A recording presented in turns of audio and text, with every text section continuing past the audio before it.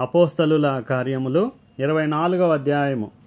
5 దినములైన తరువాత ప్రధాన యాజకుడైన అననీయయు కొందరు పెద్దలను తెర్తుల్లు అను ఒక న్యాయవాదియు కైసరయకు వచ్చి పౌలు మీద తెచ్చిన ఫిర్యాదు అధిపతికి తెలియజేసిరి.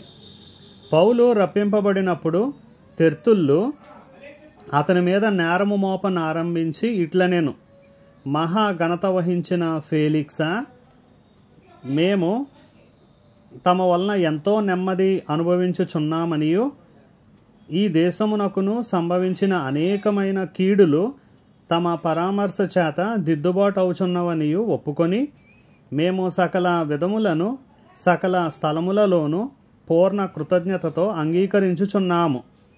నేను తమకు ఎక్కువ ఆయాసము కలుగజేయకుండా మేము క్లుప్తముగా చెప్పుకొను దానిని తమరు ఎప్పటి వలె శాంతముగా వినవలెనని వేడుకొనుచున్నాను. ఈ మనుష్యుడు పేడ వంటి వాడును, భూలోకమందున్న సకలమైన యూదులను కలహమునకు రేపువాడును, నజరేయుల మతభేదమునకు నాయకుడునై ఉన్నట్టు మేము కనుగొంటిమి. మరియు ఇతడు దేవాలయమును అపవిత్రము చేయుటకు యత్నపడెను గనుక మేము అతన్ని పట్టుకుంటిమి. తమరు విమర్శించిన ఎడల మేము ఇతని మీద మోపుచున్న నేరములన్నీ తమకే తెలియవచ్చునని చెప్పాను. యూదులందుకు సమ్మతించి ఈ మాటలు నిజమే అని చెప్పిరి.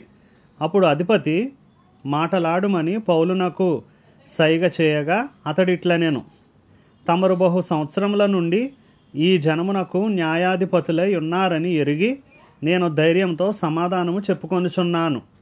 యెరూషలేములో ఆరాధించుటకు నేను వెళ్ళిన నాట నుండి 12 దినములు మాత్రమే అయినదని తమరు విచారించి తెలుసుకొనవచ్చును.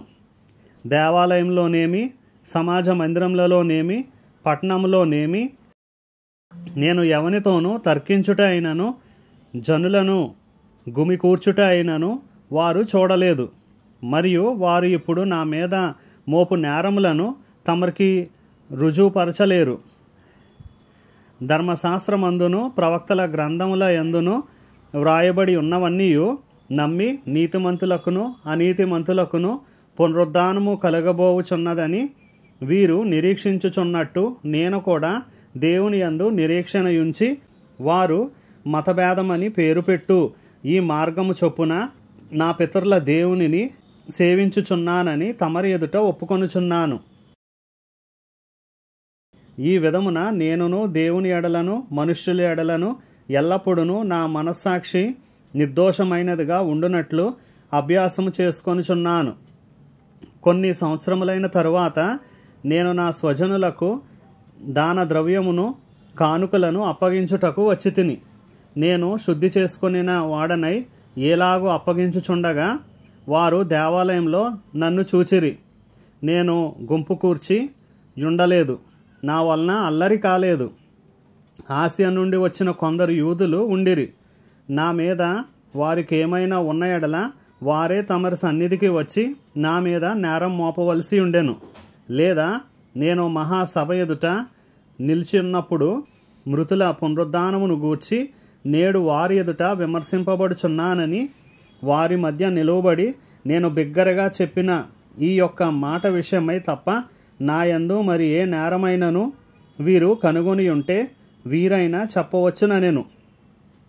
ఫేలిక్సు ఈ మార్గమును గూర్చి బాగుగా ఎరిగిన వాడై సహస్రాధిపతి అయిన లూసియా వచ్చినప్పుడు మీ సంగతి నేను విచారించి తెలుసుకుందునని చెప్పి విమర్శ నిలుపు చేశాను.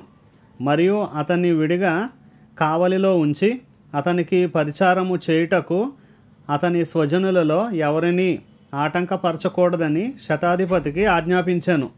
కొన్ని దినములైన తరువాత ఫేలిక్సు యూదురాలైన ద్రుసిల్లా అను తన భార్యతో కూడా వచ్చి పౌలును పిలిపించి క్రీస్తు యేసునందలి విశ్వాసమును గూర్చి అతడు బోధింపగా వినెను.